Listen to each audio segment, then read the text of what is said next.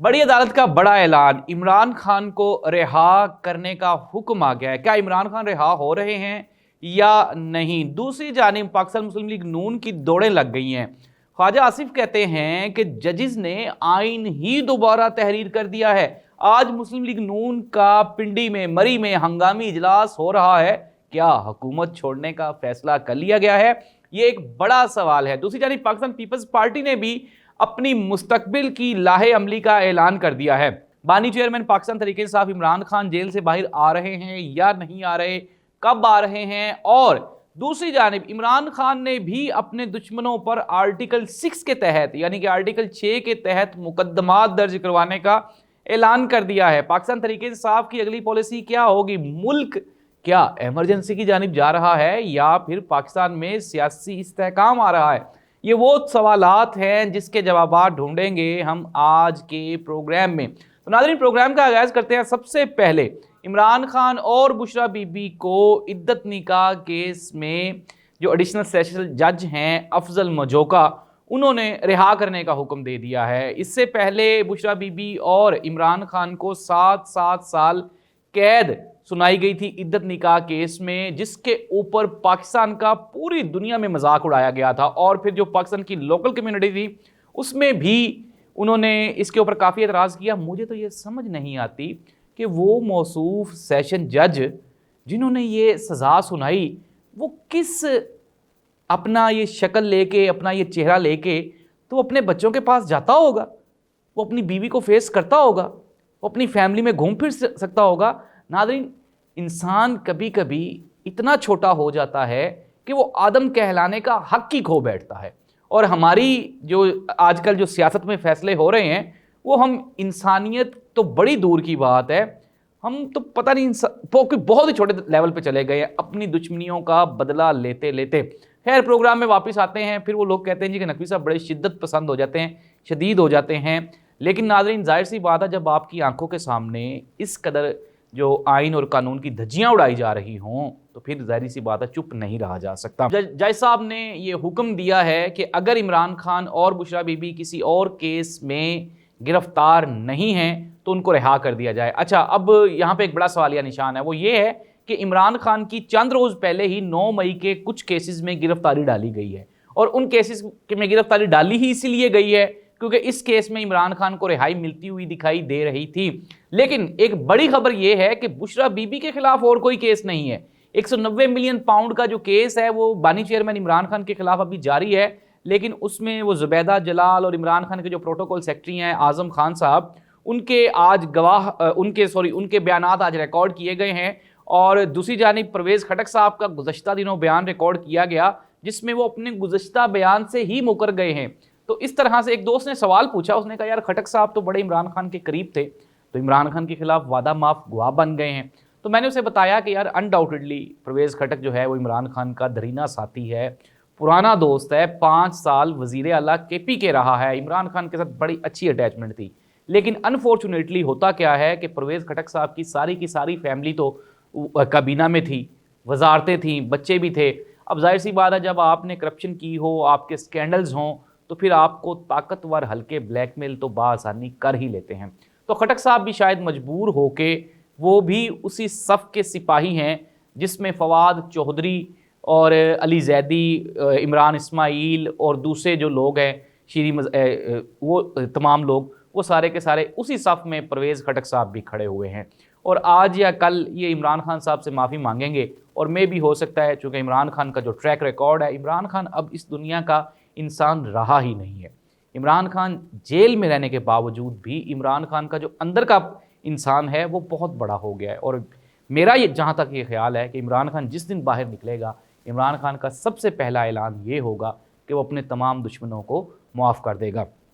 Undoubtedly आज इमरान खान साहब की तरफ से आर्टिकल 6 की एक धमकी भी दी गई। उन्होंने कहा कि कल जो सुप्रीम कोर्ट ऑफ पाकिस्तान का जो बड़ा फैसला आया और मखसूस नशिस्तों के बाद और इलेक्शन में जो ये घपला हुआ, बेईमानी हुई, ये जो रिगिंग हुई, उसके ख़िलाफ़ इलेक्शन कमीशन ऑफ पाकिस्तान को गैरत का मुजाहरा करना चाहिए और मुस्ताफ़ी हो जाना चाहिए और हाँ, इनके ख़िलाफ़ आर्टिकल 6 की कार्रवाई होनी चाहिए। नाज़रीन, आर्टिकल 6 की कार्रवाई किस किस के ख़िलाफ़ होगी ये तो वक्त ही बताएगा। लेकिन अगर हम हक और इंसाफ की बात करें, जिस तरह ख्वाजा आसिफ साहब कह रहे हैं कि जजेस ने आइन को दोबारा रीराइट किया है, यानी कि दोबारा तहरीर किया है, आइन की हदूद में सुप्रीम कोर्ट ऑफ पाकिस्तान दाखिल हो गई है, तो जो पाकिस्तानी हैं उनका भी, तो ख्वाजा आसिफ साहब से ये सवाल है कि ख्वाजा साहब, सियालकोट की सीट पे आप, वो जो एक शरीफ खातून हैं, उनसे आप हार चुके हैं, शिकस्त खोरदा हैं, उस्मान डार की जो वालदा हैं उनसे आप शिकस्त खोरदा हैं, तो आप किस जवाज़ के तहत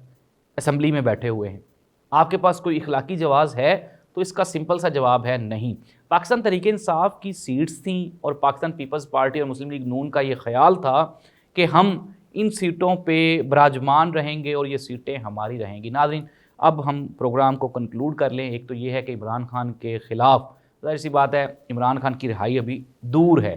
कल मोहतरम फैसल वावडा साहब, वो जज्बाती, पता नहीं वो किस सूरत हाल में होते हैं, उनको होश होती है या नहीं होती, वो बेहोशी के आलम में चंद एक बयान दे देते हैं। फैसल वावडा साहब ने ये कहा था जी कि मखसूस नशिस्तें किसी भी सूरत में पाकिस्तान तहरीक इंसाफ को नहीं मिलेंगी, लेकिन कल फैसल वावडा और उनके जो वो हैं, क्या मुनासिब सा लफ्ज़ नहीं मुझे मिलता, वो जो उनको प्लांट करने वाले हैं, उनके लिए कल एक बहुत बड़ी शिकस्त का दिन था। और हमने देखा कि कल जजेस ने ना सिर्फ इस मुल्क में आइन और कानून की बालादस्ती कायम की, बल्कि वो लोग जो जिन्होंने गुज़श्ता 70 साल से इस मुल्क को यरगमाल बना रखा है, वो इशराफिया, वो लोग जो कि पूरे के पूरे आइन को यरगमाल बना लेते हैं, उनके लिए कल ख़तरे की घंटी बज गई है।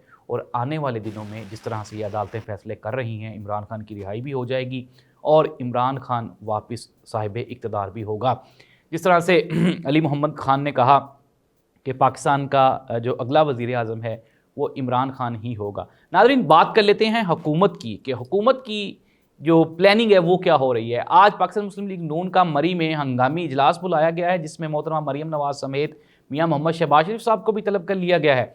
मियाँ नवाज शरीफ साहब ने उनसे मुश्किल सवालात पूछे हैं और ये प्रोग्राम भी बन रहा है कि हो सकता है कि कहीं ना कहीं जाके हुकूमत छोड़नी पड़ जाए। ये चीज़ बिल्कुल डिस्कशन में है, क्योंकि पाकिस्तान मुस्लिम लीग नून की जो सीनियर क़यादत है, जैसे कि जावेद लतीफ़ और ख्वाजा साद रफ़ीक वगैरह, वो इस चीज़ पे मुत्तफ़िक हैं कि हमें इस मरतबा ये जो मरकज़ में हुकूमत दी गई, ये मरकज़ में हुकूमत दे के हमें फंसाया गया है, और फंसाया किसी और ने नहीं, आप खुद फंसे हैं। इसलिए अब पछताते क्या हो जब चिड़ियाँ चुग गईं सारा खेत। तो एक खुशखबरी है, हुकूमत के लिए कह लें या फिर आप हमारी आवाम के लिए कह लें या फिर साहिब इक़्तिदार लोगों के लिए कह लें कि IMF ने पैकेज का ऐलान कर दिया है।